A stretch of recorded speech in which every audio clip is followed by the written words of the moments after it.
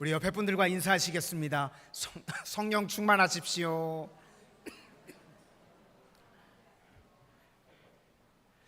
오늘은 제자입니까?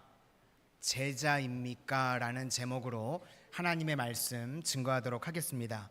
오늘 본문에 예수님께서 나를 따르라 라고 요구하십니다. 59절에 나오는 말씀인데, 이건 군중에 머물러 있지 말고 제자가 되라고 하는 초청이라고 할 수 있습니다. 우리가 제자가 돼야만 온전한 예수님의 생명을 누릴 수 있고, 또 능력을 누릴 수 있고, 영원한 구원을 누릴 수 있다는 것입니다. 그러면 군중과 제자의 차이가 무엇인가 하면, 군중은 좋은 것이 있을 때만 따라가는 겁니다.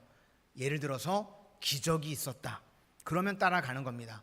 뭐 빵 준다 그러면 따라가고요, 병 고쳐준다 그러면 따라가는 것, 그게 군중이라는 것입니다. 그러면 제자라는 것은 무엇인가 하면 발자취를 따라가는 것입니다. 예수님께서 걸어가신 그 길을 우리도 따라가는 것입니다. 그러면 제자의 삶이라고 하는 것이 무엇인가 하면, 우리 삶 가운데요, 때로는 고난이 있더라도, 때로는 어려움이 있더라도, 혹은 뭐 좋은 일이 있더라도 어떤 상황과 조건에 관계없이 예수님을 따라가는 것, 그것이 제자의 삶이라는 것입니다. 오늘 본문에 보니까 예수님의 제자가 될 만했던 사람들이 세 사람이 등장을 합니다. 그런데 세 명 다 실패를 했습니다. 우리 성도님들은 인생에 기회가 왔을 때 그 기회를 절대로 놓치지 않는 하나님의 신실한 종들이 다 되시기를 소망합니다. 이들의 말을 들어보면요, 사실 말 자체에서는 나쁜 게 하나도 없습니다. 세 명의 사람이 나오는데 다 적극적입니다. 네, 어디로 가시든지 주님을 따르겠습니다. 마태복음 8장에 병행 구절이 나오는데요, 서기관이라고 나옵니다. 서기관이 적극적으로 나는 주님을 따르겠습니다. 말 자체는 좋죠. 두 번째 사람도요, 나는 아버지 장사를 지내고 제가 따르겠습니다. 여기서도 뭐 나쁜 게 없습니다. 세 번째 사람도요, 가족에게 작별 인사를 하고 제가 주님을 따르겠습니다. 세 명 다 말을 들어보면요, 말에는 문제가 없습니다. 그런데 우리 예수님은요, 말이 아니라 우리의 중심을 보신다는 것입니다. 그래서 예수님의 제자가 된다는 것은 따른다는 것인데요, 따르려고 그러면 어떤 부분이 있어야 되는지 우리가 오늘 말씀을 통해서 좋은 제자가 되는 기회로 삼는 시간들이 다 되시기를 소망합니다. 오늘 세 사람을 통해서 세 가지 이야기를 살펴보도록 하겠습니다. 제자가 되기 위해서는 첫 번째는 값을 내가 지불할 각오가 되어 있어야 된다는 것입니다. 또 다른 말로 하면요, 포기할 각오입니다. 내가 원하는 것들을 포기하면 우리가 보기에는 버리는 것 같아 보이지만 실제로는 그게 다 얻는 것이 된다는 것입니다. 우리가 이 땅을 살아가는 동안 다 얻지 못하는 이유가 무엇인가 하면 포기하지 않기 때문에 그런다는 것입니다. 그래서 예수님께서 나를 따라오려거든 자기를 부인하고 자기 십자가를 지고 나를 따를 것이다. 포기해야 된다는 겁니다. 그런데 포기하면요, 오히려 다 얻게 된다는 것입니다. 마태복음 8장 19절을 보니까 서기관이라고 이제 나오는데, 제가 예수님을 따르겠습니다, 이렇게 이야기를 합니다. 이렇게 이야기를 했던 이유가 무엇인가 하면, 내가 예수님을 따르면 잘 될 것 같고 이익이 있을 것 같기 때문에 그런 겁니다. 우리도 처음 신앙생활을 할 때는요, 이럴 수 있습니다. 1차적인 이유는 잘 되기 위해서 이렇게 시작을 할 수 있습니다. 그런데 이렇게 시작을 하면요, 이게 장점도 있지만 한계도 명확합니다. 우리 57절과 58절, 본문 57절과 58절을 다 같이 보시도록 하겠습니다. 시작. 길 가실 때에 어떤 사람이 여짜오되 어디로 가시든지 나는 따르리이다. 예수께서 이르시되 여우도 굴이 있고 공중에 새도 집이 있으되 인자는 머리 둘 곳이 없도다 하시고, 제가 주님을 따르겠습니다 그랬더니 주님께서, 야, 나는 여우만도 못하고 공중에 새만도 못해. 그러니까 나 따른다고 해서 너 평탄해지지 않아. 그렇게 말씀을 하시는 겁니다. 그러니까 평탄함 또는 내 이익 때문에 예수님을 따르겠다고 하는 것에 대해서요, 예수님께서 지금 브레이크를 거시는 겁니다. 우리가 실제로요, 예수 믿는다고 그러면 다 잘 되고 다 만사 형통이고만 그렇습니까? 그렇지 않죠. 제가 어렸을 때요, 예수 믿으면 기도 제목 다 들어준다 그래가지고요, 키 크게 해달라고 기도 엄청 했습니다. 근데 보시는 바와 같습니다. 키가 확 커야 되는데 그렇지 않더라고요. 우리가 신앙생활을 초창기일 때 할 때는요, 이게 법칙이기 때문에 잘 됩니다. 그래서 신앙생활 처음 시작하시는 분들은요, 막 기도에도 응답이 있고 문제도 해결되고 그런 일들이 많이 벌어집니다. 왜 잘 되는가 하면요, 자연 법칙입니다. 우리가 좋은 음식 먹으면 몸이 건강해지고요, 인스턴트 음식 같은 거 먹으면요 몸이 상합니다. 자연 법칙이죠. 생명의 법칙도 마찬가지입니다. 우리가 사랑과 믿음과 소망의 길을 따르게 되면 영이 강건해지게 되고요, 맨날 죄 짓고 속이고 그러면 넘어지게 되는 거, 이건 생명의 법칙입니다. 그래서 법칙에 따라서 한 90% 정도는 맞습니다. 주님 믿고 의지하면 잘 된다, 이게 맞습니다. 그런데 100% 이걸 법칙으로만 생각하면요, 반드시 한계에 다다르게 됩니다. 우리가 믿음이라고 하는 것이 무엇인가 하면 믿음으로 성공하고요, 또 실패할 때도 있습니다. 그런데 실패할 때도요, 믿음으로 실패하는 것입니다. 믿음으로 살고요, 또 믿음으로 죽을 수도 있는 것입니다. 우리가 예수 믿는다 그래도요, 한 번은 다 죽습니다. 또 예수 믿는다 그래도요, 우리가 다 병들고 아프기도 합니다. 그러니까 결국 믿음이라고 하는 것은요, 반응이라는 것입니다. 어떤 상황이 나에게 온다고 할지라도 하나님 앞에서 내가 올바른 반응을 하겠습니다. 이것이 믿음이라는 것입니다. 그래서 우리가 신앙생활, 예수 믿는 게 만사형통이다, 이렇게 시작하면요, 시작할 때는 별 문제가 없습니다. 그런데 진짜 이제 제자로서의 삶을 살아가게 될 때는 제자의 삶까지는 가지 못하고 반드시 무너지게 된다는 것입니다. 다니엘과 그의 세 친구들이요, 대표적입니다. 그들이 하나님을 잘 섬기고 믿었죠. 그런데 그들의 삶 가운데요, 고난이 임합니다. 포로로 끌려갑니다. 안 됩니다. 또 그런데 그 가운데서도 주님의 은혜가 임하죠. 그래서 왕궁에서 생활을 하게 됩니다. 그런데 왕궁에 있다고만 해서 또 잘 풀리는 것도 아닙니다. 우상 숭배하고 절하지 않는다고 해서요, 새 친구들은 풀무불에 들어갑니다. 근데 또 그 상황 가운데 하나님이 도와주시고, 다니엘 같으면 기도한다고 사자굴에 들어갑니다. 요즘 같으면요, 예배 드린다고 감옥에 가고 이런 일들이 벌어집니다. 믿음으로 붙들었는데 위기가 오죠. 어려움이 옵니다. 그렇지만 하나님께서 그 가운데서 또 보호해 주십니다. 이렇게 우리 신앙이라고 하는 것이요, 그냥 무조건 덮어놓고 다 잘 되는 것이 아니라는 것입니다. 때로는 위기도 오고요, 어려움도 오고 시험도 오고 그렇습니다. 그런데 그 모든 것들에 대해서 믿음으로 반응하는 것, 우리는요, 이것이 중요한 것입니다. 다니엘의 세 친구들, 그리 아니하실지라도 하면서 풀무불에 들어갔더니요, 주님이 건져 주셨습니다. 하지만 정말 그리 아니하실 때도 있습니다. 우리가 신앙생활하면서 살아보면요, 정말 그리 아니하실 때도 있습니다. 그러면 믿음 가지고 죽는 것, 그것이 우리 믿음이라는 것입니다.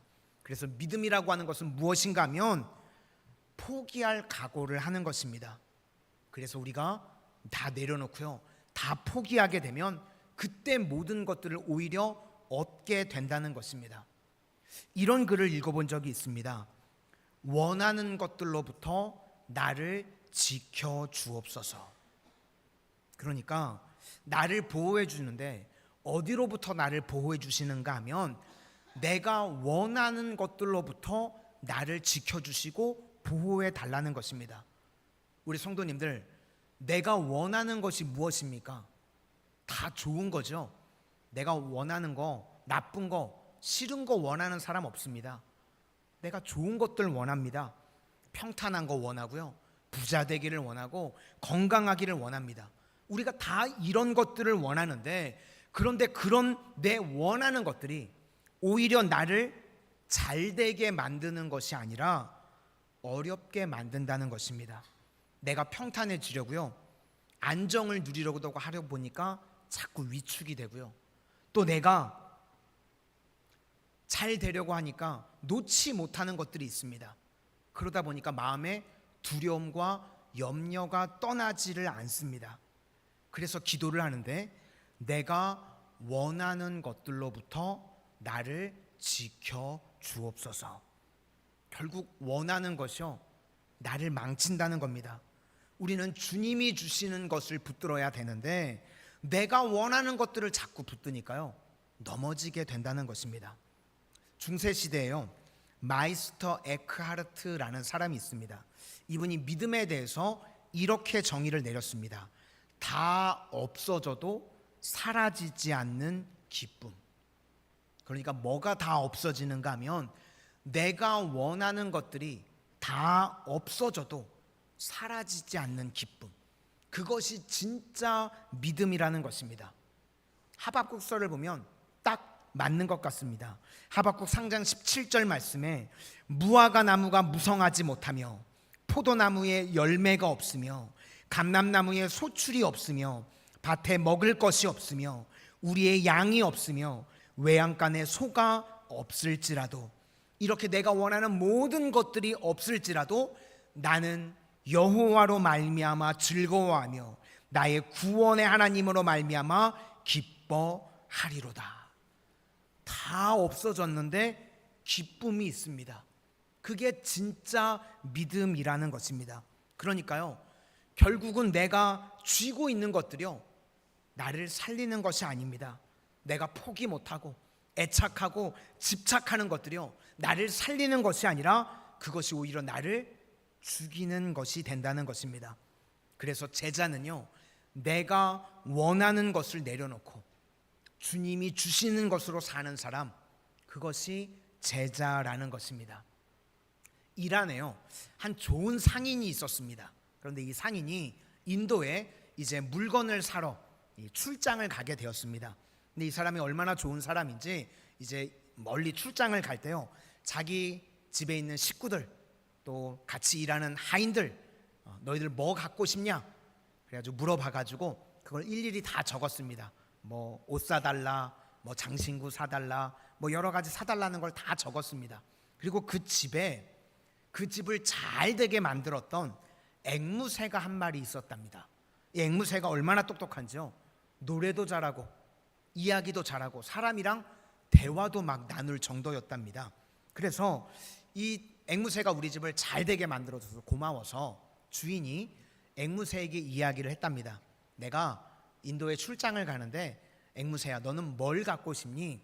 그랬더니 이 앵무새가요, 이야기를 하는데, 주인님, 제 고향이 인도에 있는 한 숲이었는데 마침 주인님께서 인도에 가신다고 하니까 가게 되면 그 근처의 숲에 꼭 가셔서 내 가족들에게 안부를 좀 전해 주십시오 라고 앵무새가 이야기를 했다는 겁니다. 그래서 이제 뭐라고 전해주면 되냐 그랬더니, 나는 지금 너무 멋진 집에서 좋은 음식 먹으면서 항상 노래 부르고 항상 이야기하고 이렇게 잘 살고 있다고. 그런데 단 한 가지 내 부족한 게 있는데, 우리 가족들과 같이 자유롭게 날아다니지 못하는 거, 이거 한 가지 빼놓고는 내가 다 만족하면서 잘 살고 있다고. 이 말을 꼭 전해달라고. 그래서 주인이 알겠다고. 그래서 인도에 출장을 가서요, 이제 업무를 다 마치고 정말 그 앵무새 이야기대로 갔더니요, 숲에 앵무새 가족들이 있더랍니다. 그래서 그걸 만나가지고요, 그 집에 있는 앵무새 이야기를 다 전해줬답니다. 앵무새가 큰 집에서 노래도 부르고 이야기도 하고 좋은 음식 먹으면서 잘 살고 있는데, 단 한 가지 너희들처럼 자유롭게 날아다니지 못하고 그거 하나 빼놓고는 만족하면서 있다고. 근데 그 이야기가 마치니까요, 그 가족 중에 앵무새 한 마리가요 소리를 지르더니 떨어져 죽더랍니다. 그래서 이 주인이 너무 놀란 거예요. 놀라기도 하고 당황스럽기도 하고, 내가 괜히 이야기 전해가지고 멀쩡한 앵무새 한 마리를 죽였구나, 괜히 마음에 죄책감들 들고. 그리고 돌아왔답니다. 집에 와가지고요, 그 앵무새에게 있었던 이야기를 또 다 해줬답니다. 정말 너가 얘기했던 대로 가족들 만나가지고 내가 이야기를 다 해줬다고. 큰 집에서 좋은 음식 먹고 노래도 마음껏 부르고, 그런데 단 우리 가족들과 같이 날지는 못하는 자유만 없다고. 그랬더니 이 이야기를 했더니 너희 가족 중에 한 마리가 꽥 소리를 지르더니 떨어져 죽더라고. 이 이야기가 끝나니까요, 집에 있던 앵무새도 소리를 지르더니 같이 떨어져 죽더랍니다. 그래서 너무 놀래가지고요, 새장문을 열고서 이게 무슨 일인가, 그리고 이제 묻어주려고 그랬더니 갑자기 앵무새가요 날개짓을 하면서 나무 위로 날아오르더라는 것입니다. 그래서 어떻게 된 거냐 그랬더니 그 앵무새가 이야기하는 거예요. 우리 가족들이 나에게 자유를 얻는 법을 가르쳐줬다고.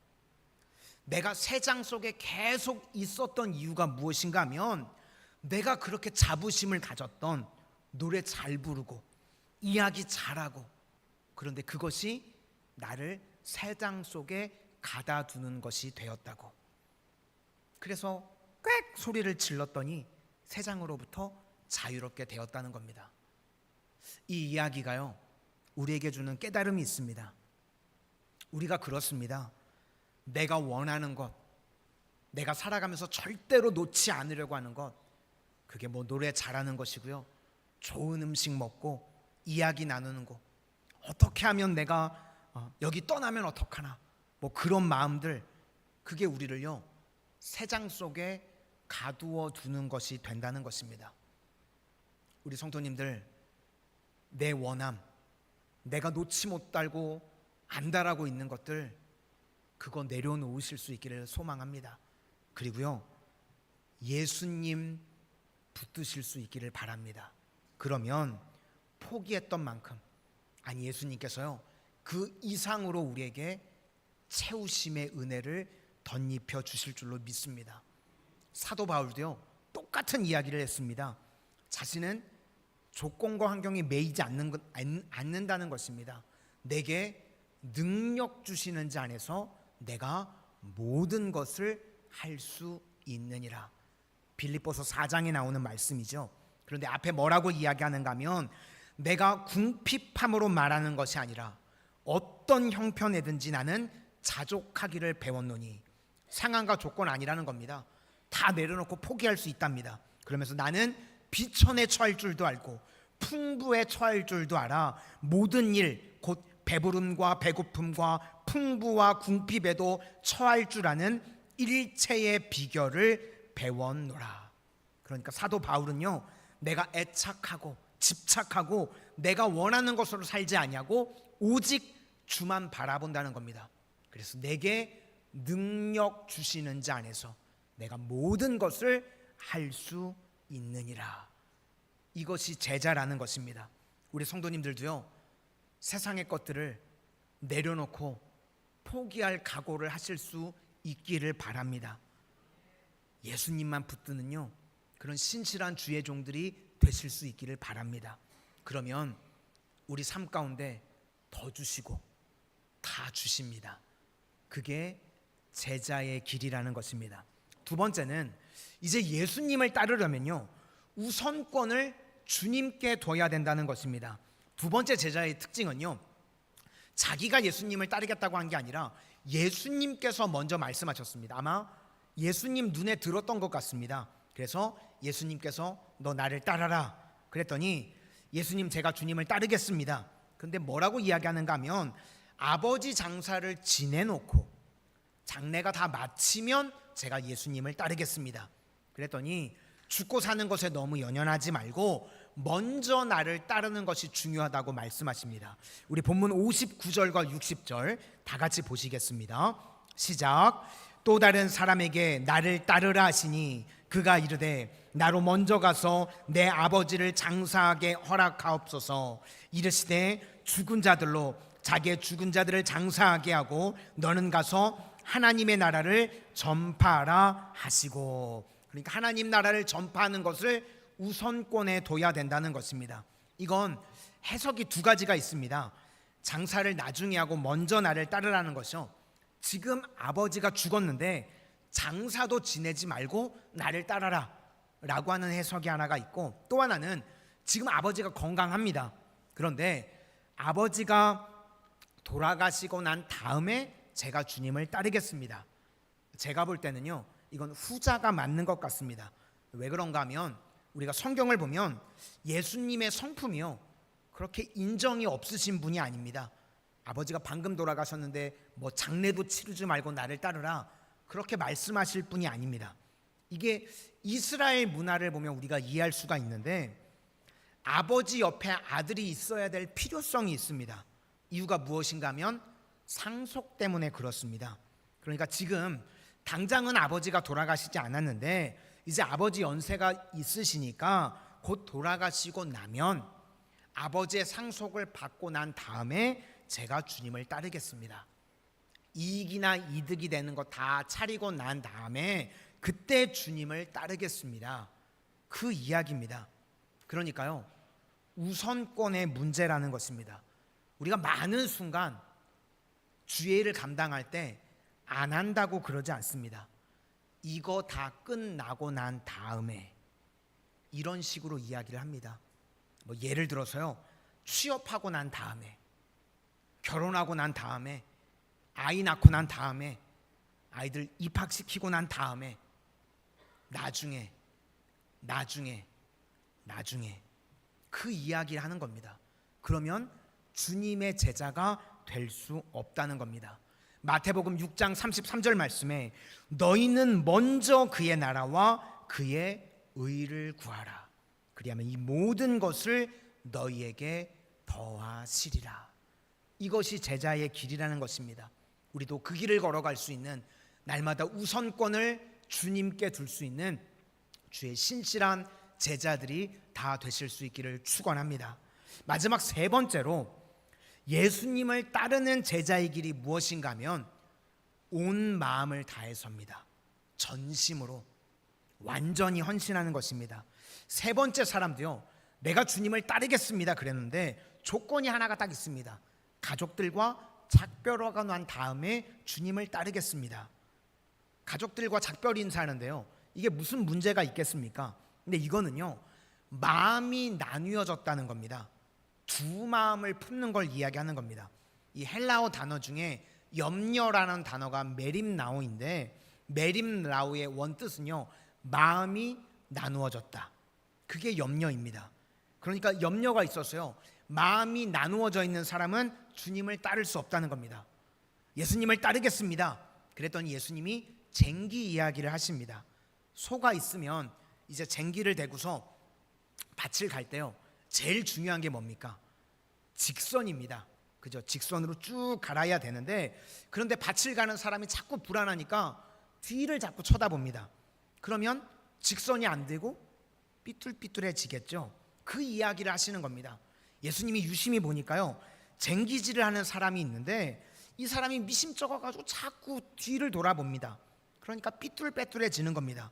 그런 자는 하나님 나라에 합당하지 않다는 겁니다.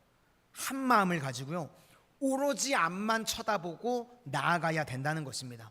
저는 사실 농사는 안 지어봐서 잘 모르는데요, 쟁기질은 모르겠고요, 제가 초등학교, 중고등학교 다닐 때 이제 학생들 함께 야구나 뭐 축구 같은 거를 할 때요, 줄을 라인을 그어야 되는데요, 그때 줄을 뭘로 걷냐면요, 주전자에 물을 받아가지고 물로 줄을 걷습니다.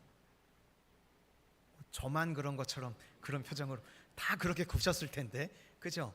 그때 뭐 이거 횟가루 같은 게 별로 없어가지고요, 저보다 더 하셨을 텐데 다들, 그죠? 다 물로 그셨으면서 나는 아닌 것처럼 계시는데, 물로 긋는데요, 학생들 중에요, 줄 잘 그리는 애들이 있습니다. 어떤 애들이 줄 잘 그리냐면요, 똑바로 앞만 보고 주전자를 쫙 띄어가면요, 줄이 일직선이 됩니다. 그런데 줄 그리는 애들 중에도요 꼭 산만한 애들이 있어요. 뭐 옆에 있는 친구랑 말하면서 뭐 앞만 봐야 되는데 막 이게 줄이 막 삐뚤삐뚤해집니다. 그럼 문제가 되는 게 뭐냐면요, 시합을 할 때요, 이게 공이 선에 들어왔니 나갔니, 분명히 나갔는데 줄이 막 이렇게 돼 있으니까 인이라고 그러고요, 아웃이라고 그러고 싸우는 일들이 벌어졌습니다. 우리도 마찬가지입니다. 인생의 줄이 직선이 안 된 때가 언제인가? 뒤를 돌아볼 때, 또는 뒤를 오래 쳐다볼 때. 그래서 우리가요 온전히 주의 제자가 되려고 그러면요, 우리 성도님들 너무 세상 정보 많이 얻으려고 그러지 마시기를 바랍니다. 우리는요 주만 바라보고요 전심으로 뛰는 것입니다. 한 마음으로 예수님만 바라보는 겁니다. 모든 시선을 주님께 돌리라, 그 이야기입니다. 우리 61절과 62절 다 같이 보시겠습니다. 61절과 62절입니다. 시작. 또 다른 사람이 이르되 주여 내가 주를 따르겠나이다마는 나로 먼저 내 가족을 작별하게 허락하소서. 예수께서 이르시되 손에 쟁기를 잡고 뒤를 돌아보는 자는 하나님의 나라에 합당하지 아니하니라 하시니라. 그러니까 주만 바라보고 뭐 의논하고 그러는 것이 아니라는 것입니다. 우리가 하나님 앞에 헌신하는데요, 의논한다고 하는 것은 이게 사실 의논이 아니라 마음이 나누어졌다는 겁니다. 흐트러진 겁니다. 창세기 22장에 보면 아브라함이 100세에 낳았던 아들 이삭, 하나님이 바치라고 그럽니다. 그런데 만약에 그때요 아브라함이 아내랑 상의했다고 그러면 아내가 아들을 바치라고 그랬겠습니까? 아내의 이름이 사라죠. 사라인데요 100세에 낳은 아들 이삭 바칠래? 그러면 이 아내가요, 내가 너 같은 놈하고 살아 안 살아? 우리 성도님은 삽니까 안 삽니까? 안 살죠. 아마 살아가 아니라 안 살아가 됐을 겁니다. 상의했으면요 바치라고 그랬을 리가 없습니다. 이런 거는요 의논한다고 되는 게 아닙니다. 하나님 앞에서 우리가 신앙생활 할 때요 의논해야 될 부분이 있는가 하면 의논하지 않고 해야 될 부분도 있습니다. 하나님 앞에서 완전하게 헌신하는 것, 이거는요 의논이 필요가 없습니다. 그냥 헌신하는 겁니다. 그게 제자의 삶이라는 것입니다. 우리 성도님들 이 땅을 살아가는 동안 위기의 상황에 놓일 때가 있는데 그때요 세상 정보 얻으려고 그러지 마시기를 바랍니다. 뭐 이 소리 저 소리, 그럼 결국은요 흔들리게 되고요 마음이 흐트러지고 나누어지게 됩니다. 우리 인생 가운데 어려우면 어려울수록 우리는 하나님의 음성을 들어야 됩니다. 지금 하나님께서 나에게 뭐라고 말씀하시는가, 거기에만 귀 기울일 때 그때 위기의 상황을 이겨낼 수 있다는 것입니다. 우리가 새벽에 민수기를 살피고 있는데요 12명의 정탐꾼이 있었습니다. 이 정탐꾼들의 특징이 무엇인가 하면 하나님의 말씀을 안 듣고요, 하나님의 말씀을 들었던 갈렙과 여호수아는 흔들리지 않습니다. 그런데요 세상 이야기 계속 들으니까요 흔들리고 막 불평하고 난리칩니다. 12명의 정탐꾼이 갔는데 거기가 강하고 세다고 그럽니다. 그런데 한번 자세히 생각해 보시기를 바랍니다. 진짜 그렇습니까? 우리 성도님들은요 해석을요 절대로 세상에 맡기지 마시기를 바랍니다. 똑같은 정보가 들어오는데요 해석은요 우리는 믿음의 눈으로 해석을 해야 됩니다. 하나님의 방법으로 해석을 해야 되고 성경의 관점으로 해석을 해야 됩니다. 해석을요 세상에 맡기는 사람은 배교자입니다. 세상은요 똑같은 내용도 이상하게 해석을 합니다. 왜 우리가 이상한 해석을 믿습니까? 성경의 해석을 믿어야 되고요 하나님의 해석을 믿어야 됩니다. 10명의 정탐꾼들이 이야기하는 거요, 그들은 강하고 뭐 철옹성이고 무지 정말 강한 놈들이랍니다. 뒤집어 이야기하면 땅 자체는 좋은 땅이 맞죠. 하나님이 약속하신 좋은 땅이다.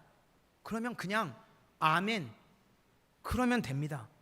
또 하나는요 그들이 강하다고 그러는데 강한 거는 아무런 상관없습니다. 하나님이 손대시면요 일순간에 무너집니다. 그리고 실제로 강하지도 않았습니다. 12명의 정탐꾼이 그 땅을요 며칠을 정탐했습니까? 40일. 낯선 사람들 12명이요 40일을 막 땅을 헤집고 싸돌아 다녔습니다. 그런데 12명의 남자가 40일을 돌아다니는 동안 아무도 눈치를 못 챘습니다. 그 동네 사람들이. 스파이 12명이 싸돌아 다녔는데요 아무도 몰랐습니다. 그러면 그 땅이요 방비가 든든한 겁니까? 허술한 겁니까? 허술한 거죠. 그럼 그 땅이 강한 땅입니까? 약한 땅입니까? 약한 땅입니다. 우리 해석은요 그렇게 하는 것입니다. 하나님이 함께 하시면요 무조건 이기는 것이고요 별것도 아닙니다. 우리의 밥이라고 이야기했는데 맞는 이야기입니다. 그렇게 믿음의 눈으로 우리가 해석을 해야 되는데 이 바보들은요 그렇게 해석을 안 하고요 뭐 세고 강하고 네피림이고 옆에서 보니까 메뚜기 같고 세상의 해석을 따른 것입니다. 우리 성도님들 절대로 세상 이야기, 세상의 해석을 따르지 마시기를 바랍니다. 우리는요 온전히 주만 바라보는 겁니다. 그러면 세상은요 아무것도 아닙니다. 아무리 강해도 주님이 능히 이기시는 줄로 믿습니다. 히스기야 때도요 아수르의 18만 5천이 둘러서 포위를 했습니다. 그런데요 하나님이 손대시니까 그 18만 5천이요 하루아침에 전멸하게 되는 것입니다. 아까 이야기를 드렸던 중세시대 마이스터 에크하르트 그분이 했던 말 중에요 이런 말도 있습니다. 오직 한순간이라도 온전히 주께 맡길 수만 있다면 모든 것을 얻을 수 있는 경험을 할 수 있다. 그러니까 우리가 단 한 번이라도요 온전히 하나님께만 헌신할 수 있다 그러면 모든 것을 다 얻을 수 있다는 것입니다. 그런데 실상은 우리가 그러지를 못합니다. 전심으로 우리 성도님들 내가 지금까지 걸어왔던 인생의 길을 한번 뒤돌아보실 수 있기를 바랍니다. 쟁기질이요 온전히 되어 있습니까? 혹시 이리 흔들 저리 흔들 그렇게 삐뚤빼뚤한 삶을 살아오지는 않으셨습니까? 오늘 말씀은요 우리가 인생 가운데 뭐 위기고 어렵고 그런데 그때가 실은 기회라는 것입니다. 내가 예수님의 제자로서 확고히 설 수 있는 기회가 된다는 것입니다. 우리 인생에요 포기할 각오를 하실 수 있기를 바랍니다. 내가 원하는 것들이요 실은 나를 죽이는 것입니다. 그것 때문에 위축되고요 그것 때문에 두려운 것입니다. 그때 우리 성도님들 기도하셔야 됩니다. 내가 원하는 것들로부터 나를 보호해 주십시오. 그러면 주님께서 우리 인생 가운데 필요한 것들을 다 책임져 주십니다. 그리고 우선순위가 날마다 우리는 주님께 있어야 됩니다. 다 내 문제가 해결이 되면 제가 주님을 따르겠습니다. 저는 그런 분을요 지금까지 본 적이 없습니다. 힘들지만 제 상황이 어렵지만 그래도 갑니다. 그렇게 우선순위를 주님께 두면 먼저 그의 나라와 그의 의를 구하면 그 모든 것을 너희에게 더하시리라. 그것이 제자입니다. 그리고 우리는요 전심입니다. 우리의 가는 신앙의 길이 갈치자가 아닙니다. 직선입니다. 전심으로 주님만 바라보는 것, 그것이 성도 제자의 길인 줄로 믿습니다. 이런 제자의 길을 걸어갈 수 있는 믿음의 신실한 종들이 다 되시기를 주님의 이름으로 축원합니다.